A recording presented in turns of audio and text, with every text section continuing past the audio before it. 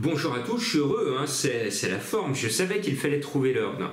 Et oui, le désordre, c'est des cacahuètes, j'y ai bien conscience, mais je vous donne le tiercé dans l'ordre en 4 chevaux parce que je savais que le scénario de course n'allait pas jouer en faveur des BT de Well, le cheval qui part à égalité, et je savais qu'il allait être battu par l'un ou l'autre de mes favoris qui partait devant, et c'est Y de Ceylan qui l'a précédé sur le poteau.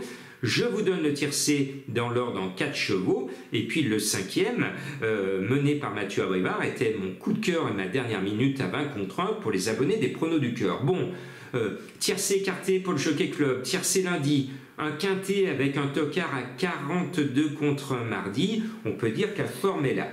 Ce jeudi, 20h15, réglez vos montres à Longchamp, avec ce toboggan sur 1300 mètres à Longchamp, avec de possibles surprises. C'est compliqué, mais quand la forme est là, tout va. Donc je vais essayer de faire un coup de 4, ou plutôt un coup de 5, dimanche, lundi, mardi, mercredi, jeudi.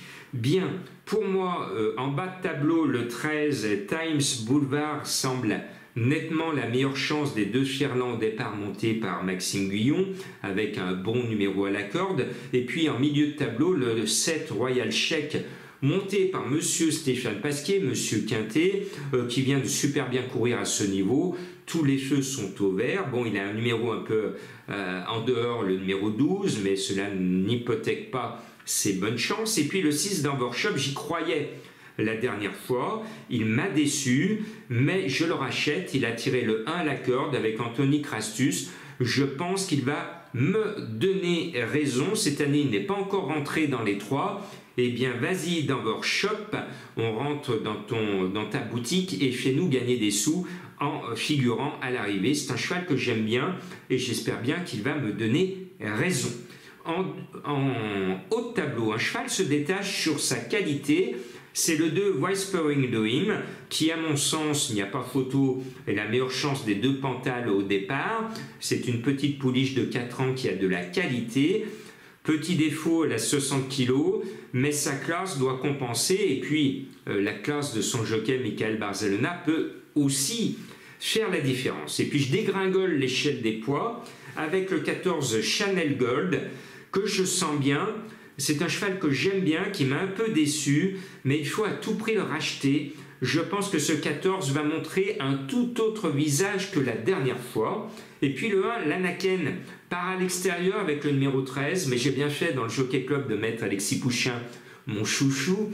Pour ceux qui me suivent, les abonnés des pronos du cœur, en janvier 2023, j'aurais posté une vidéo conseil de jeu sur le jockey qu'il fallait suivre, et je disais en janvier 2023, suivez la future révélation de l'année, Alexis Pouchin. Et puis au printemps, Alexis Pouchin a explosé, c'est devenu un jockey classique et j'en suis heureux. Donc là, vous l'avez compris, je ferme les yeux sur les 61 kilos du cheval, je ferme les yeux sur son numéro 13 à la corde et je me dis, allez Alexis, je t'aime bien. Efface ce numéro, pars devant et qui même me suivent et comme Y de Ceylan et garde-nous quelque chose sur le poteau et fais-nous toucher dans l'ordre. Bien. Je termine avec une petite trouvaille, le 8 Ciao Pa. C'est un cheval que j'estime.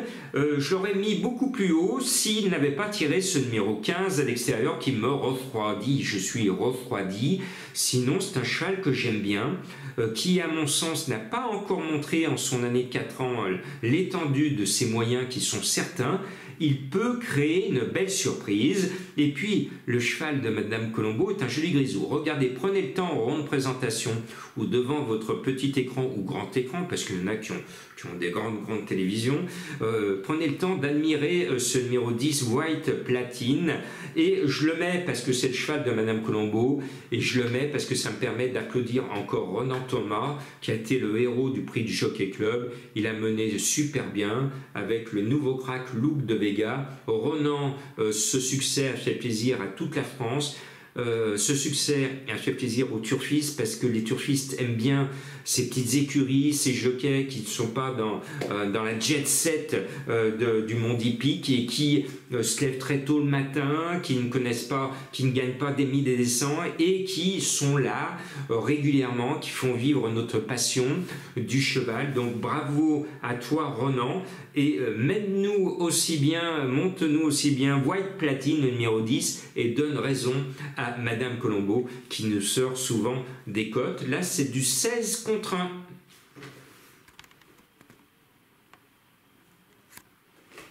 Et puis, je sais que vous aimez les énigmes du jour. Alors, j'ai 3 chevaux mystères à découvrir. J'étais récemment, hier, en reportage pour mon journal Le Progrès, pour des écoliers qui faisaient une cérémonie de clôture.